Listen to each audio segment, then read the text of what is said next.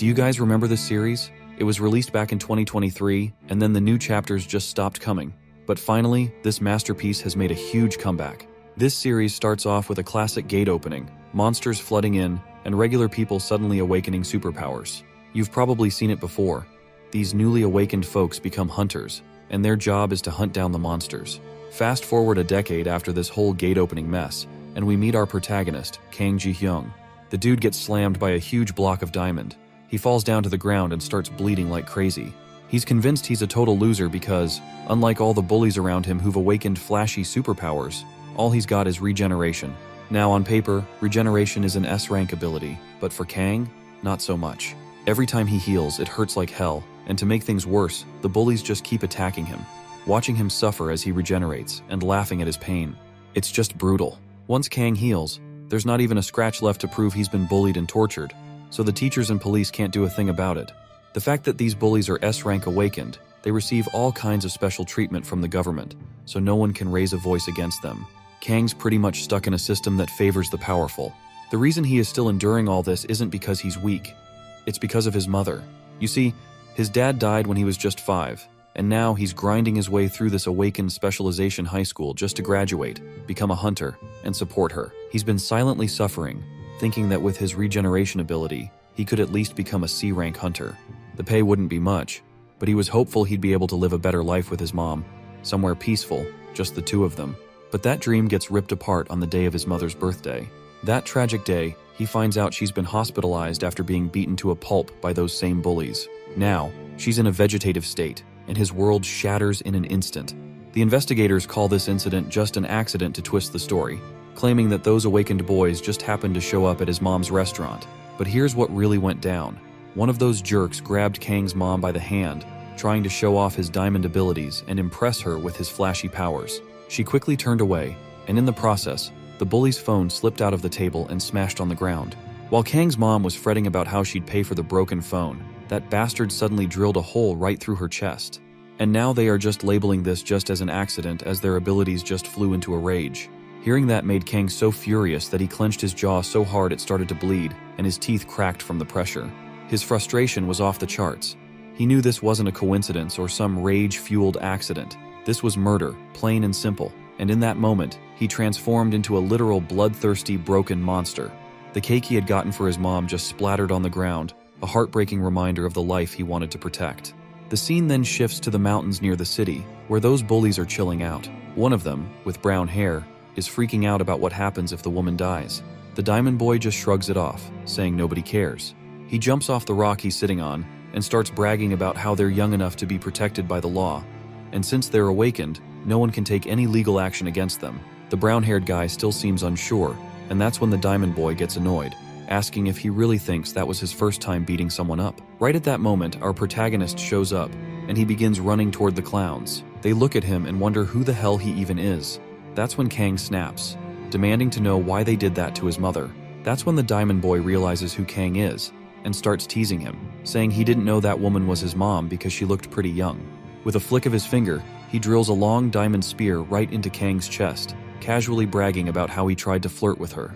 Kang grits his teeth and starts pulling that massive diamond spear out of his chest. His body begins to regenerate and the pain is excruciating, making his tears stream down his face. Finally, he yanks the spear free, leaving a huge hole that heals up almost instantly. The Diamond Boy quickly conjures up more of those diamond spears, and with another flick of his finger, sends a barrage of these sharp needles piercing Kang's body from all directions. He's pinned down to the ground, immobile and helpless, as the weight of his pain and anger bears down on him. But Kang quickly fights against the pain, pushing himself forward toward these monsters. His face is a terrifying mess, like a bloodthirsty hound determined to reach them and tear them apart. The Diamond Boy just laughs at Kang's miserable situation and turns to his friend Thor, telling him to show this brat that he's out of their league.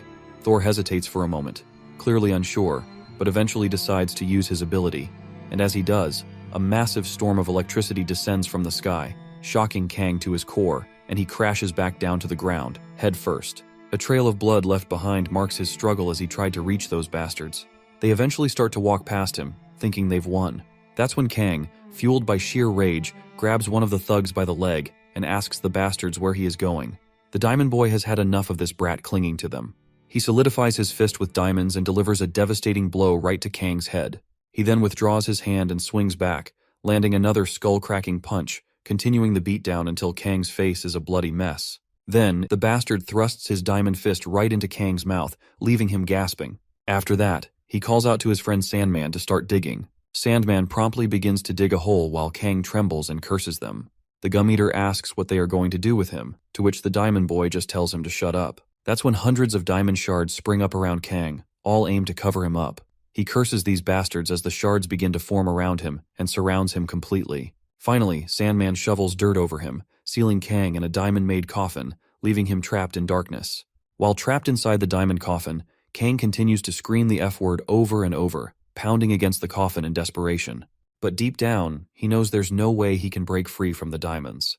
As the air starts to run out, he begins to suffocate, and eventually, he starts to lose consciousness. But his regenerative ability forces him to stay awake, and each second in that diamond prison becomes a torturous experience. In a fit of desperation, he grabs a sharp diamond shard and thrusts it into himself, but even that doesn't bring death. Instead, painful memories of his mother flash through his mind, reminding him of her struggle and hopelessness. It's a cruel irony. His power to regenerate won't let him die, leaving him trapped in this painful existence. He feels utterly powerless, a soul consumed by despair. Then it hits him that this is exactly how his mother feels right now, truly hopeless and helpless. The thought drives him to the edge, igniting a fire in him, and he starts punching the walls of his coffin, fueled by a desperate hope to break free from this suffering. No matter how long it takes, he's determined to escape. He spends hours yelling and pounding the coffin in front of him, but there's no one in the mountains to hear his cries. Here, we're going to take a pause, and I'll explain how the new version of this comic has changed Kang's regeneration ability to an exoskeleton manifestation ability, which helps him harden his body. Instead of getting stuck in a coffin, the new version introduces the concept of the red gates. When those bastards were bullying him, a red gate popped up, and instead of reporting it to the authorities, they threw Kang inside it. Basically, a red gate is a phenomenon where a gate turns red, and monsters do not come out, though not much else has been revealed about this yet. The reason for this is that no one has entered a blood gate and come out alive. The place is crawling with every kind of nightmare monster imaginable, and Kang fell prey to those monsters. New research has shown that those who enter a blood gate become monsters because of the mana inside. Kang becomes one of the monsters within the gate and tears every other monster apart. That's how he transforms into this badass character. After some time, he finally busts out of the red gate, stronger than ever thanks to this mysterious regeneration ability he got from the red mist. And his exoskeleton also got stronger after getting shredded by monsters over and over. In the older version, it's different, and I'll explain that in a bit. So let's pick up the older version of the story. 5 years have passed since Kang got stuck in the diamond coffin. We see those 3 thugs who locked Kang in that hellhole, and they're being broadcast live on a show. The host calls these bastards selfless heroes who are doing volunteer work for the country. The scumbags claim they feel joy whenever they help those in need, and they still feel that way. The host then asks them about the rumors of their past, specifically that they hurt a civilian 5 years ago due to an ability outrage. Sudden silence fills the stage as the idiot dramatically pauses before bursting into fake tears, claiming that the victim was a close friend's mother. His 2 friends look bewildered, completely thrown off by how he's making this shit all up. Then, the Diamond Boy claims he apologized to Kang but hasn't been able to reach him since. He insists he wants to apologize again and is genuinely sorry for what happened. Just as he says this, the main gate of the stage is flung open, and it comes flying towards the Diamond Boy, who quickly saves himself with his diamond abilities. He feels annoyed as he glares at whoever dared to interrupt his little show. As the mysterious figure steps into the spotlight, panic erupts in the hall, with everyone running for their lives. The monstrous entity begins to walk forward, each step shaking the ground beneath them. And I'm pretty damn sure that this monster is none other than Kang, who is now staring straight at the Diamond Boy, filled with rage and a thirst for vengeance. In that moment, Kang lunges from his place, and before the Diamond Guy can even react, he sees a punch aimed right at his face, ready to give him some serious brain damage. Just as the tension reaches its peak and we're about to witness the bloodbath, the scene transitions back to the time when Kang was still trapped inside that diamond coffin. He's lost all sense of time, with no clue if he's been stuck there for a month or maybe even a year. All he knows is that the diamonds haven't even gotten a scratch. After pounding on those diamonds for what felt like forever, he realizes his regenerative ability is different from others. The continuous injuries trigger an excessive regeneration, and he evolves into a stronger version of himself. His exoskeleton emerges, and inside that grave, he destroys his body over and over again, regenerating each time. He feels every bit of pain as his blood splatters, flesh tears, and bones snap. Yet he keeps ripping himself apart, and the agony becomes worse than death itself. But all that excruciating pain pays off when he finally sees the light of the outside world. In the present, as soon as he lands a punch on that bastard's face, the guy's eyes nearly pop out, and he goes flying, leaving his friends stunned in their tracks as they watch this literal monster attacking them out of the blue. Kang remembers the words those idiots threw at him, challenging him to get out if he could. And here he is now, standing right in front of them, and reminds them that he has finally got them. Surprisingly, the Diamond Boy begins to stand back, and he quickly tells his friends to just kill Kang. The Lightning Guy, desperate to defend himself, tries to zap Kang with his electricity, but it has no effect on our boy. He merely clenches his jaw, fueled by rage, and launches himself at the Lightning Guy, cutting his head clean off. The head spins through the air, blood splattering everywhere. The headless guy finally collapses along with his head. The other stupid head then tries to take our boy down. He uses his sand powers to conjure up a bunch of rocks, trying to crush him. But my guy just busts right through those rocks, shaking off the rubble, and grabs this jerk by the jaw. After pinning him to the ground, he swings his fist and, boom, blows his head clean off. While that's happening, the Diamond Boy sneaks up from behind and lands a crushing blow right on our boy's head. But unfortunately for this stupid head, his fist just cracks on impact. Desperate, he conjures a whole ton of diamond needles and launches them all at once towards Kang. They pierce right through him, and blood starts leaking out from every nook and cranny. But despite all that, our guy starts to stand up. The Diamond Guy panics. He quickly turns his whole body into diamonds and starts beating the crap out of him. He's pummeling our boy with everything he's got, just like the old times. He even shoves his fist into Kang's mouth, thinking he's got him cornered. But this time, our guy just clamps down on his jaw, and suddenly, the diamond fist starts to crack under the pressure. My guy then thrusts a sharp bone right into the bully's chest. He's getting desperate as our boy keeps driving that bone deeper. In a last-ditch effort, the bully conjures up a giant diamond spear that bursts from the ground, piercing our boy right in the chest and lifting him about 6 feet off the ground. While Kang was getting lifted up into the air, the bully's hand was still stuck under the jaw and he lost his arm. The once cocky bastard has turned into a scared puppy, and the only thing in his mind right now is to just run away as fast as possible. But sadly for him, he's not going anywhere. Kang grabs one of those same diamond needles and throws it right into the coward's body, pinning him down right there. He starts crawling on the ground, squirming and whimpering in pain as our guy walks toward him. He's begging Kang to stay away, but we all know that no amount of pleading is going to save him now. Our boy begins his torture, and blood spills everywhere when he stabs the bastard with those same diamond needles he was hit with earlier. Once all of those needles are lodged inside his body, he trembles as he asks our boy who he even is. Kang promptly grabs his skull and rips it apart, revealing his full face. And just like that, the bully's mind flashes back to the past. The realization hits him hard when he remembers that this is the same guy he used to torment. Afterwards, Kang goes full force with his revenge, pummeling the life out of this guy. He's relentless, beating him to a pulp without holding back. There's no mercy here. Finally, he shoves his hand into the bully's mouth, and after one last moment, he withdraws his hand, taking the life of the bastard who made his life hell. His revenge is complete. The people who bullied him are dead. The ones who hurt his innocent mother have finally been brought to justice. Now he just stands there, staring at the pool of blood beneath him. And as if on cue, the rain starts pouring down. His mind flashes back to the moment he got out of the coffin. The first thing he did was rush to see his mother, who was still in a vegetative state at the hospital. In the current moment, he screams and cries as the rain pours down around him. Meanwhile, another lively day dawns in the mountains. A massive monster gate stands wide open, and it looks like someone has already taken care of all the monsters that tried to come out of it.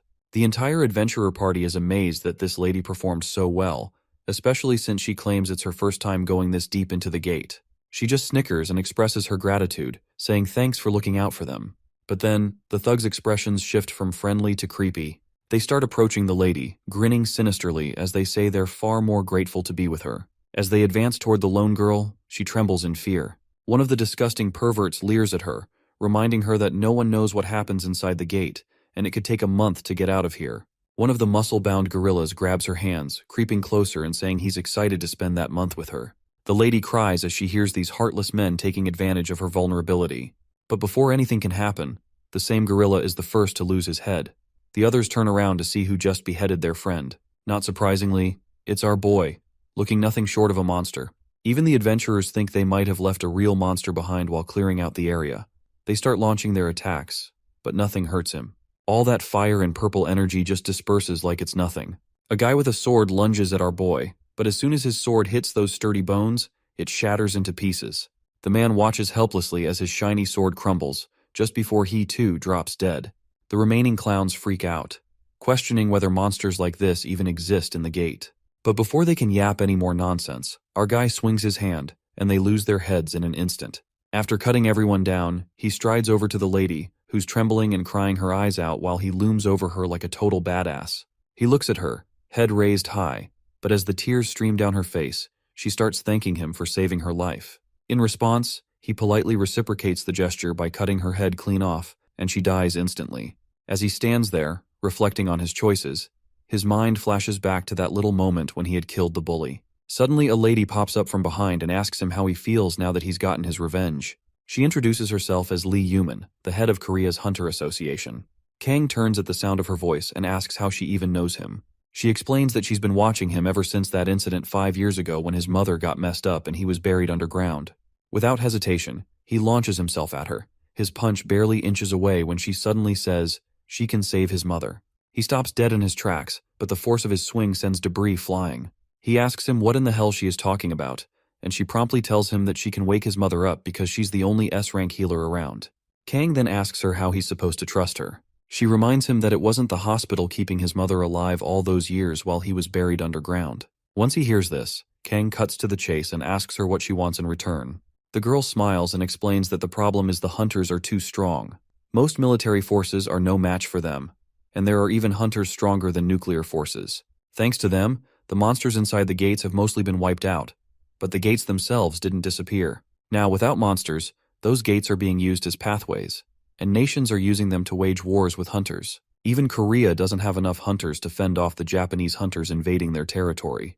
But now that our boy is here, she believes he's the only one who can handle this. She explains that if they respond to the Japanese with their own hunters, it'll escalate into total war. But a monster like him shouldn't be a problem, so basically, she's asking him to do her dirty work, and in return, she'll save his mother. In the present, that's precisely why he killed that seemingly ordinary girl, because she was Japanese too. Every time he thinks of his mother, he's fueled to take on any job necessary to save her. The scene shifts to Japan. Inside the Prime Minister's official residence, the Big Cheese is addressing his Minister of Defense. He asks if there are any strong monsters lurking inside the gates, to which the secretary replies no. Then, the old man asks if there are any strong hunters in Korea. Again, the secretary says no. And that's when the Prime Minister flips and sternly asks, why haven't their hunters taken over Korea yet? The bald guy you see before you is Prime Minister Ryuzaki Juto, and the secretary quickly apologizes, promising to fix this situation. The old man wants to know what he's going to do, and the secretary insists he'll handle the issues himself. Apparently, the Minister of Defense is also actually Japan's #1 hunter, Iko Kageryu. After that tense discussion with the Prime Minister, he walks off, telling his secretary to prepare his sword right away. The lady asks if he's going to go alone, and he responds positively. She points out that this might come off as rude, but the hunters sent before were all elite, so why not take some backup? Of course, that comment definitely came off as rude, especially since the guy is actually the #1 hunter in the entire country. The lady quickly apologizes for her absurd suggestion. Once he steps through the gate, he walks through the tunnels, cursing the soldiers who died here in this third-rate gate. Suddenly, some monsters jump to attack him, but he slices them left and right while thinking how those bastards got taken down by the creatures like this. As he walks, he notices something odd up ahead, and it's our boy, sitting right on top of a pile of dead bodies belonging to Japanese hunters. The hunter feels a mix of rage and excitement to see a formidable foe. He quickly swings his sword at our boy, but my guy manages to save himself with his bones. This hunter is so full of himself that he feels disgusted at the audacity of a monster trying to block his sword. He then delivers a blow to Kang's chest, using one of his fancy skills, First Moon Slash, that sends our boy sliding across the ground from the impact. He follows up with a second Moon Slash, and his strike slices through our boy, but it's not even enough to cut through his exoskeleton. The hunter goes for a third Moon Slash, but this time, my guy ducks and swings his hand, and just as he's about to take off this bastard's head, the hunter quickly slices through his hand. As the chopped hand flies off, the hunter swings his sword once again, and we find out that his head has been chopped off as well, which just rolls down over the ground. Kang's eyes roll away, and memories of his father flash through his mind. He recalls how his dad was always busy with work but was warm and friendly, something he really appreciated. Tragically, his father passed away saving him. He pushed his son out of the way, and himself got hit by the bus. With his dad gone, their business fell apart, leaving them buried in debt. His mom worked herself to the bone to make ends meet, and whenever he asked if she was having a hard time, she'd smile and say she was okay. Every night he couldn't sleep and cried because he couldn't bear to see his mother struggling and in tears because of him. He thought she shouldn't have to suffer for someone like him. So one day he grabbed a cutter and started to slice his wrist, thinking it would set her free. Just then, his mother walked into the room. When he turned to her, tears streaming down his face, he revealed that he was awakened. At that moment, he hugged her tightly and promised that he was going to become a hunter and make her happy. At least, that's what he thought until she ended up in the hospital. He remembered Lee Yuman's words echoing in his mind. She told him how the balance of the world was broken and that many nations had already been conquered by hunters. She warned him that Japan was their biggest enemy and begged him to become their monster, to hunt down those hunters. In the present, the hunter proudly claims he's Japan's strongest hunter. He sheathes his sword and mutters to himself about how he's already wasted too much time and decides he needs to head to Korea himself. But just then, he's shocked when Kang's skull bites down hard on his foot. He looks at the skeleton and is baffled by how this is even possible. He can tell it has some sort of regeneration ability, but he literally just cut off its head, so how is this happening? While wincing in pain, he quickly grabs his sword and slashes down at Kang's skull again. Afterwards, he uses his moon ability, and suddenly, a pentagram pattern appears right under their feet, and the hunter vanishes from his spot, moving at lightning speed. A bunch of moonlight clones appear, all heading straight for Kang. They unleash the 12th moon slash, obliterating Kang into tiny bits and pieces.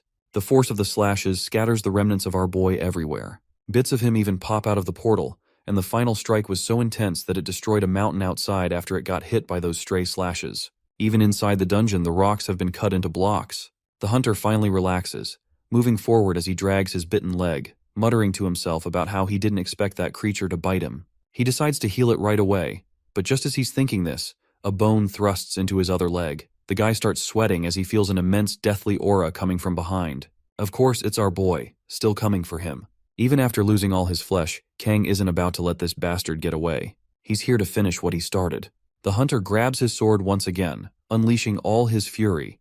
But we don't know what happens next, and the scene transitions to the outside of the portal in Japan, where the Prime Minister, along with an entire entourage of hunters, stands by the gate. And these guys aren't just any weaklings. They're the Ministry of Defense's elite hunters, all gathered here. The secretary asks if they really need this many people to handle just one gate. Baldy then reminds her that it's been 3 days since the Secretary of Defense went inside, so he is worried, wondering why he hasn't come back out yet. Just as they're talking, the head of Japan's top hunter falls at their feet, and out pops our boy through the portal. The Prime Minister screams in panic, but his annoying yelling is cut short when a quick slash takes off his head. The scene transitions back to the Korean Hunter Association, where the assistant asks the head of the association if Kang can actually win against Japan's top hunters. Well, the head of the association is already aware of the dangers, so she just smiles and asks the assistant if he's not at least curious about whether Kang is going to win against them or not. Just as she says this, the scene cuts back to our hero, who gets hit by a massive counterattack from none other than the Prime Minister himself. Surprisingly, even after getting his head cut, it just heals back. The force of his punch is so powerful that the ground beneath them shatters into pieces, and the remains of our boy scatter across the area like minced meat. Well, it turns out Japan's Prime Minister, Ryuzaki Juto, isn't weak at all. In fact, he's Japan's number 0, a triple S rank hunter, so there is no brainer that he obliterated Kang with just one punch. Before we dive back into this heated battle, let's take a quick step back in time. Almost 3 years ago, most of the monsters from the gates were subjugated, and the only powerful entities left in the world were the very hunters who saved the world, so the people around the globe started fearing the power of the hunters. A few countries tried to eradicate the hunters, but well, that didn't go as planned for obvious reasons. The hunters around the world either struck deals with their nations to coexist or conquered them outright.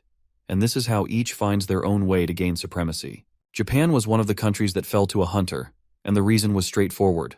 The Prime Minister, who happens to be a triple S rank hunter. He was aggressive even before he awakened, and once the hunter system appeared, he set his sights on taking control of South Korea as well.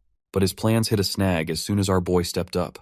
Even after taking that devastating punch, Kang regenerates back to his former self. As he stands up once again, the hunters who came with the Prime Minister quickly launch themselves at our boy. One of them swings his weapon, trying to behead him, but instead, he ends up getting beheaded himself. The other hunter finds his face crushed in the process. The Prime Minister and his goons can only watch in horror as our guy stands in front of them, totally unfazed. They all get angry, and the Prime Minister grows increasingly aggressive as well, making it clear that anyone who moves from their spot will be killed personally by him. His words hang heavy in the air, leaving everyone stunned in silence. As our boy marches forward toward the Prime Minister, the scene transitions to a cold day with snow falling gently. There, the Prime Minister discovers a young boy out in the streets, shivering and on the verge of freezing. He asks the boy what he's doing out there, but the little one doesn't respond right away. Instead, he looks up at the Prime Minister and asks who he is. In the background, TVs are broadcasting the Prime Minister, but surprisingly, this kid doesn't seem to recognize him at all. That's when Ryuzaki tells him to come with him because it's too cold outside. And just like that, he takes the boy under his wing. As they walk, Ryuzaki asks the kid his name, and the boy replies, Kageryu. This is the same Kageryu our boy killed in the gate. Seeing the head of his most cherished child absolutely enrages the man. In a flash, he delivers a punch that sends Kang flying. But Ryuzaki isn't done. He follows up with a barrage of punches, each one more devastating than the last, until Kang's head is blown clean off. As our boy falls backward, his brain and head destroyed, Ryuzaki unleashes a terrifying power that burns and obliterates everything in its path. Kang is reduced to nothing but a pile of bones, and everyone praises the Prime Minister for his stellar performance, which is something that was already expected of him. He extends his hand to grab the head of his child, but before he can reach it, we see our guy piecing himself back together, even after being obliterated into bones and dust. The Prime Minister's eyes widen in shock, and his mind flashes back to the past, where we see countless dead bodies of other hunters. The one who finished them off is the same kid, Kageryu. The Prime Minister apologizes for making him do such dirty work, but Kageryu reassures him that it's all right. He's just glad that Japan is finally in their grasp. That's when the Prime Minister mentions their plans to take over South Korea and China as well, so he reminds him that he might die next time, and if doesn't want to fight, he can quit. But Kageryu quickly reminds him that he was the one who took him in when he was dying in the cold, so he intends to repay that debt for the rest of his life. However, there's one thing he requests from the Prime Minister. He wants to call him father. The Prime Minister calls him close-minded and reminds him that it goes without saying that he is his son by now. In the present, the atmosphere has become unbearably tense, and the ground beneath everyone's feet turns to lava due to the Prime Minister's uncontrollable anger. One of the hunters, a lady with ice powers, quickly freezes the ground because she does not want to get incinerated with this scorching lava. She shouts out to the Prime Minister, who's completely lost control. He no longer resembles a human. Instead, he looks more like a terrifying creature made of fire, who is literally melting everything around him as if it were butter. But my guy is just cool as cucumber, and he begins to take confident steps forward.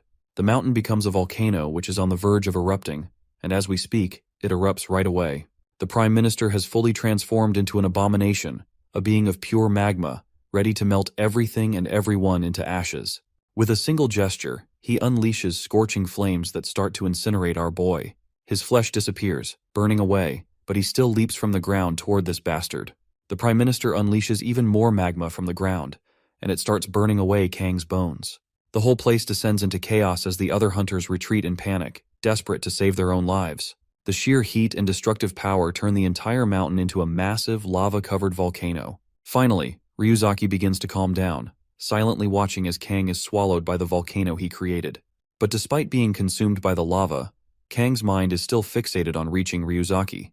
The Prime Minister knows this isn't over yet, so he summons Hanami, the ice-powered lady. She promptly appears, removes her glove, and begins cooling the surface of the lava, forming a solid layer to trap Kang beneath it.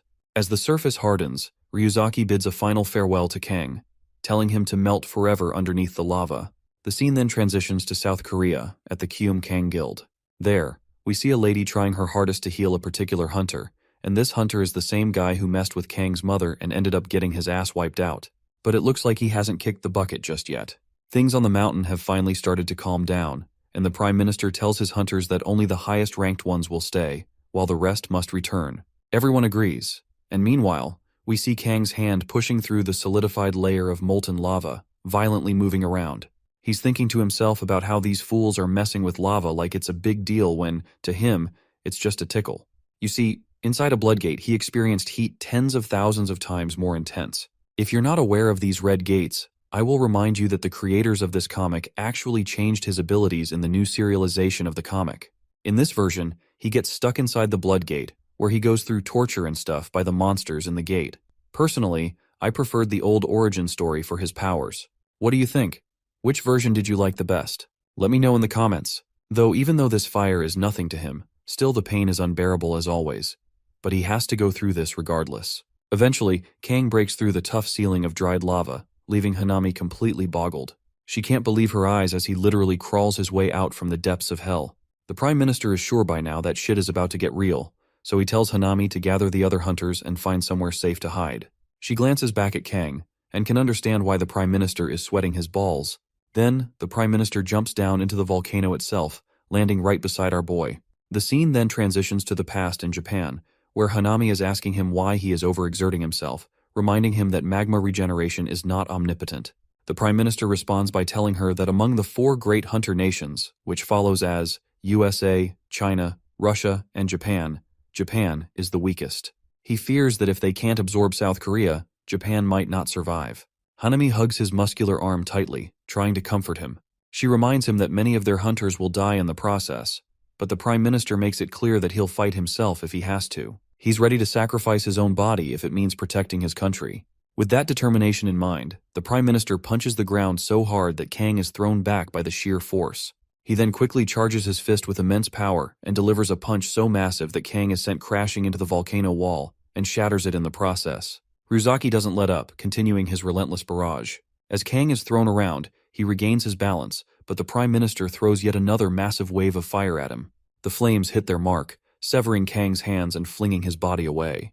Prime Minister just doesn't stop there. He leaps into the air and comes crashing down like a goddamn meteor, causing the entire mountain to shake with his godlike impact. Meanwhile, Hanami reaches the other hunters and urgently reports that the Prime Minister has ordered an evacuation. Despite the danger, she declares that she will remain behind to support him, but the other hunters refuse to follow her command.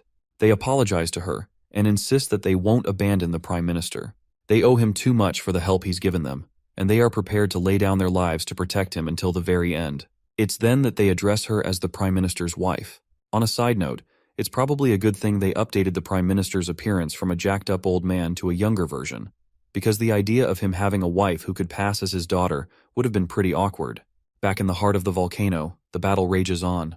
Ryuzaki is relentlessly pushing Kang deeper and deeper into the molten depths. At one point, Kang's entire body is incinerated, reduced to nothing, but, as you might expect, he begins to reform again, and soon, he's crawling his way out of the volcano once more. Kang suddenly leaps toward Hanami, which leaves the Prime Minister absolutely fuming. Kang, on the other hand, grabs her freezing hand and he immediately begins to freeze as well. But despite that, he drags her down into the volcano with him. The other hunters quickly jump into the volcano to join the fray. Ryuzaki does not waste his time either, and prepares a devastating counterattack. In the blink of an eye, he slashes off Kang's arm and pulls his wife close, trying to protect her, but Kang manages to slice off Ryuzaki's head in the process. The head begins to fall, though it remains connected to the body through Ryuzaki's magma powers. But my guy does not let this golden opportunity go. He grabs Hanami's hand, the one with the ability to freeze anything by touch, and forces her to touch her husband's head. Before we see Ryuzaki's head freezing, Kang finds himself shattered into pieces by the other hunters, his body broken and his head falling away. The other hunters ask Hanami if she is okay, but her mind is occupied with the thoughts of her husband's well-being. She starts to tear up when she realizes that she has frozen her own husband's head before it could attach back to his body. To hit the last nail on the coffin, Kang steps on that ugly head, shattering it into pieces. A wave of despair washes over them when they realize that this monster is still alive. In the next moment, he dashes forward with incredible speed, slashing through everything in his path, leaving Haname in tears as she watches her comrades dropping down like dead flies. Now it's finally her turn to lose her head. In her final moments, her eyes begin to close, and she senses her head falling away. In that instant, memories flood back, and she gets flashbacks of the time she spent with her husband, moments filled with joy and love.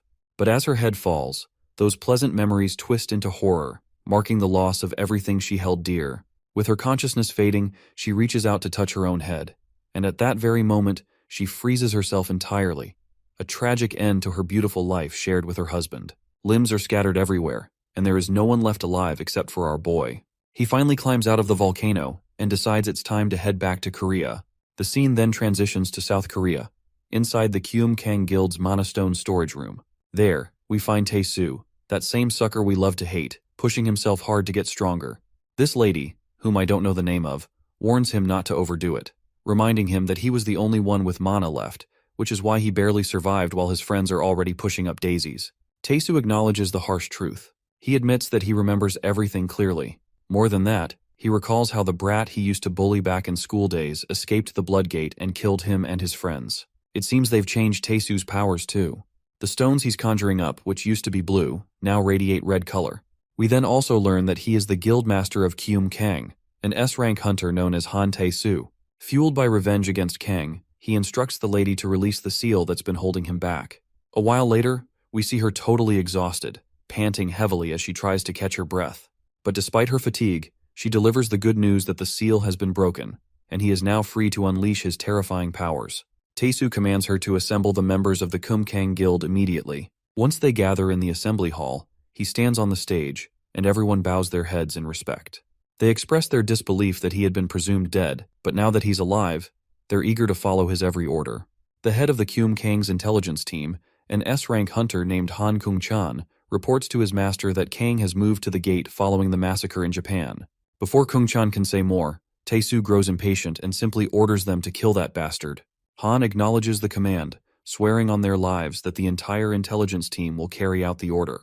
But just as he finishes his pledge, Tae-soo just chops off Kung-chan's head, leaving the other members stunned in their tracks. As he holds the chopped-off head of his junior, we learn that Tae-soo has already absorbed the Korea Hunter Association 3 years ago.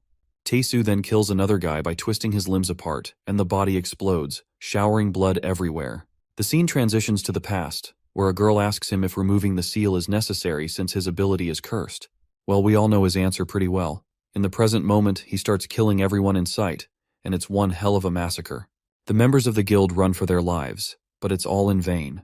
Tae-soo literally kills all 1,528 members of the guild and absorbs their powers into himself. He's going crazy as he absorbs this overwhelming energy, while the lady just sinks into despair, asking why he has to do this. That's when Tae-soo reminds her that Kang killed the Triple S rank prime minister, so he's sure that even after absorbing all these hunters, it still won't be enough to fight him. He's determined to kill Kang at all costs and is planning to go to Russia to gain even more power. The scene then transitions to a port where we see Lee Yuman, who promptly welcomes Kang as he steps out of the gate. Next, the scene cuts to the hospital, where Kang's mother is.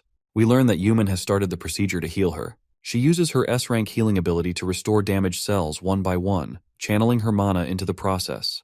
She performs this procedure every day since it consumes a lot of mana, so it's going to take some time, but she's confident that she can save his mother. Once she finishes her usual healing session and steps out of the ward, she mentions that if she keeps this up every day, his mother will wake up by next week. Yuman then plops down to the ground from extreme exhaustion, and Kang can tell that this is costing her an extraordinary amount of mana. He's curious about why she's putting her health on the line for this. She grabs his hand as she is sweating profusely, and insists that he has to survive. Right at that moment, green energy begins to shimmer as she holds his hand, but Kang quickly yanks his hand out of her grasp. On the other hand, the girl seems to figure something out, which is that Kang's beastification has progressed significantly within the Blood Gate. She reveals that ever since the gate first appeared 15 years ago, all other gates have slowly turned into blood gates. Since Kang escaped one of the red blood gates, the change started to accelerate. As a result, all the gates worldwide are turning into blood gates, and the mana flowing from them is giving him strength. In terms of mana flow, if a regular gate is a hole, then a blood gate is a passage connected to somewhere, and something is coming through it. That something is looking for Kang.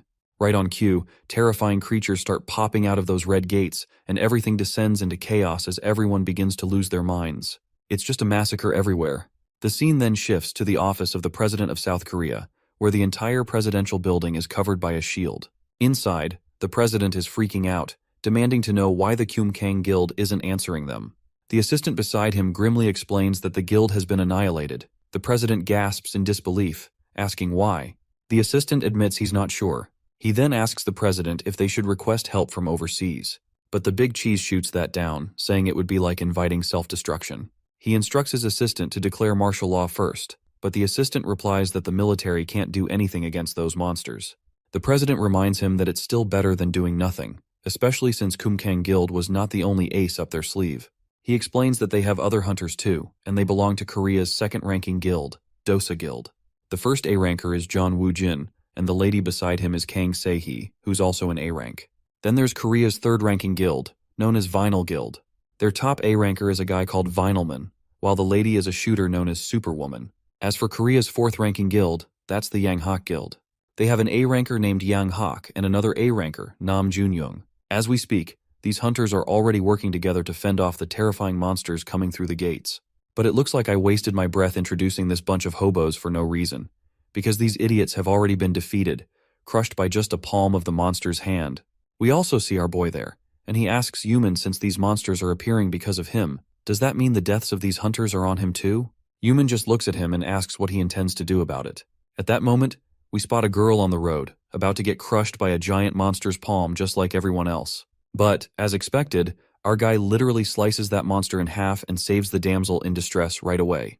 It looks like Yuman now has her answer to the question she asked him about what he intends to do.